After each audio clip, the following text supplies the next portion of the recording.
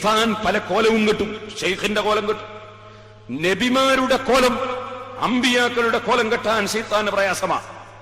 അഷ്റഫുൽ ഖൽഖ് സല്ലല്ലാഹു അലൈഹി വസല്ലം നിങ്ങൾ പറഞ്ഞു, ശൈത്താനു ലാ യതമസ്സലു ബി, എന്റെ രൂപം രൂപാന്തരപ്പെടാൻ ശൈത്താന് സാധ്യമല്ല. അപ്പൊ ശൈത്താൻ ഏത് വലിയിന്റെയും കോലം കിട്ടും. അതുകൊണ്ടായിരുന്നു ബഹുമാനപ്പെട്ട മുജാഹിദ് റളിയല്ലാഹു അൻഹു, അത് നിങ്ങൾ വിചാരിച്ച മുജാഹിദ് അല്ല, റളിയല്ലാഹു അൻഹു പറയുന്നതിന് പേടിക്കണ്ട, അതൊരു വലിയ പണ്ഡിതന്റെ പേരാണ്. മുജാഹിദ് റളിയല്ലാഹു അൻഹു ഇബ്നു അബ്ബാസ് റളിയല്ലാഹു അൻഹുവിന്റെ ശിഷ്യനാണ്. ബഹുമാനപ്പെട്ടവർ പറഞ്ഞില്ലേ, ഞാൻ നിസ്കരിക്കുന്ന സമയത്ത് എന്റെ മരണപ്പെട്ടു പോയ ഉസ്താദ് അബ്ദുല്ലാഹി ഇബ്നു അബ്ബാസ് റളിയല്ലാഹു അൻഹു എന്റെ സമീപത്ത് വന്ന് നിൽക്കാൻ വേണ്ടി വരുന്നു. അപ്പൊ എന്റെ ശ്രദ്ധ നിസ്കാരത്തിൽ മുഴുവനും മരിച്ചുപോയ ഉസ്താദ് വരുമ്പോ ശ്രദ്ധ അങ്ങോട്ടായി പോകൂലേ? അങ്ങനെ ഞാൻ ഉസ്താദ് വരുന്നുണ്ടല്ലോ വിചാരിച്ചിട്ട് ഞാൻ അങ്ങോട്ട് ശ്രദ്ധിച്ചു പോകും. അപ്പൊ എനിക്ക് ഓർമ്മ വന്നു, ഉസ്താദ് മുമ്പ് പഠിപ്പിച്ചു തന്നിട്ടുണ്ട്, മനുഷ്യന്റെ കീഴിലാണ് ജിന്ന്, മനുഷ്യനാണ് ഉയർന്ന ജീവി, ജിന്ന് താഴ്ന്ന ജീവിയാണ്. എന്റെ പ്രസംഗം കേൾക്കുന്ന ധാരാളം ജിന്നുകൾ ഈ സദസ്സിലുണ്ടാകും. ജിന്നുകൾക്ക് എന്നോട് കംപ്ലൈന്റ് വേണ്ട, ഉള്ളതുപോലെ പറയാണ്. ജിന്ന് താഴ്ന്നതാണ്, മനുഷ്യൻ ഉയർന്നതാണ്. ആ മനുഷ്യന്റെ കീഴിലുള്ള ജിന്നുകൾ, ആ ജിന്നുകളെ മനുഷ്യൻ ഭയപ്പെടേണ്ടതില്ല. മനുഷ്യൻ ശരിക്ക് ധൈര്യത്തോടെ നിന്നാൽ ജിന്ന് ഇങ്ങോട്ട് ഭയപ്പെട്ടോളൂവെന്ന് ഉസ്താദ് പറഞ്ഞു തന്നിട്ടുണ്ട്.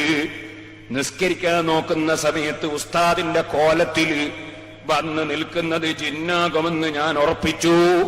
ഞാൻ നല്ല മൂർച്ചയുള്ള ഒരു കത്തി കൊണ്ടുവന്ന് വെച്ചു. നിസ്കരിക്കുമ്പോ നിസ്കാരത്തിലേക്ക് കടക്കുമ്പോ അതാ ഉസ്താദ് വരുന്നു. കത്തിയെടുത്ത് കൊടുത്ത് ഞാൻ ഒരൊറ്റ കുത്ത് ഉസ്താദിനെ തന്നെ.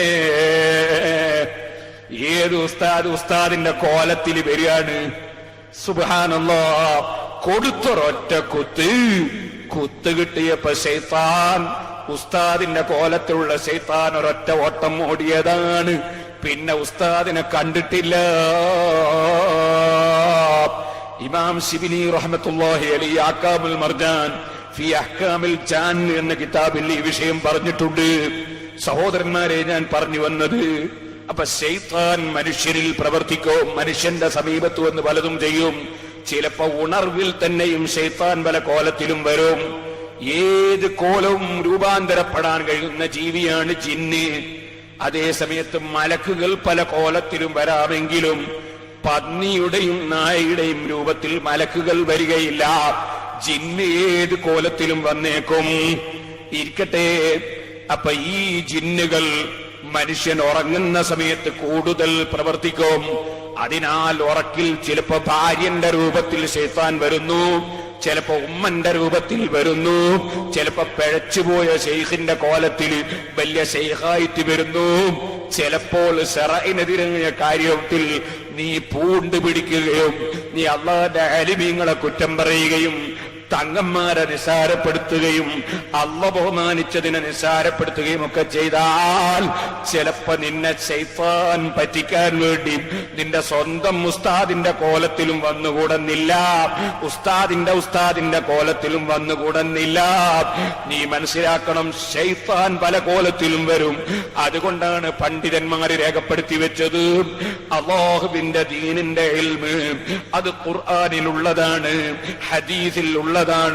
അത് സമഗ്രമായി പഠിച്ച ഇമാമിങ്ങൾ അവരെ കിതാബുകളിൽ അത് എഴുതി വെച്ചിട്ടുണ്ട്. ആ ഇമാമിങ്ങളുടെ കിതാബ് ഏറ്റവും നന്നായി മനസ്സിലാക്കിയത് നമ്മുടെ മുൻഗാമികളായ ആലിമീങ്ങളും മഹാന്മാരുമാണ്. അവര് പഠിപ്പിച്ചതിനെതിരെ, അവര് പഠിപ്പിച്ച ആശയങ്ങൾക്കെതിരെ നീ ഏത് ആശയത്തിൽ നീങ്ങുന്നുണ്ടെങ്കിലും അതിനനുകൂലമായി ഏത് ഉസ്താദ് ഉറക്കിൽ വന്ന് പറഞ്ഞാലും, ഉസ്താദിന്റെ ഉസ്താദ് വന്ന് പറഞ്ഞാലും, ഏത് വലിയന്റെ കോലത്തിൽ വന്ന് പറഞ്ഞാലും, ഒരു മനുഷ്യന്റെ കോലത്തിൽ വന്ന് പറഞ്ഞാലും സ്വീകരിക്കാൻ വകുപ്പില്ല.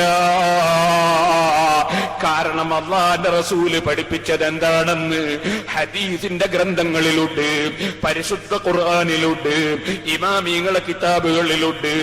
അത് തള്ളിയിട്ട് ഒരു സ്വപ്നത്തെയും മാനദണ്ഡമാക്കാൻ പാടില്ല. അത് ശൈത്താനിന്റെ കുതന്ത്രമാണ് കേട്ടോ. ഇക്കാര്യം ബഹുമാനപ്പെട്ട ഇബ്നു ഹജറുൽ ഹൈതമി തങ്ങൾ രേഖപ്പെടുത്തിയിട്ടുണ്ട്, ഇമാം നവവി റഹിമഹുല്ലാഹ് രേഖപ്പെടുത്തിയിട്ടുണ്ട്. ലോകത്തുള്ള എല്ലാ ഇമാമിങ്ങളും അവരെ കിതാബുകളിൽ ഇക്കാര്യം എഴുതി രേഖപ്പെടുത്തിയിട്ടുണ്ടെന്ന് ഞാൻ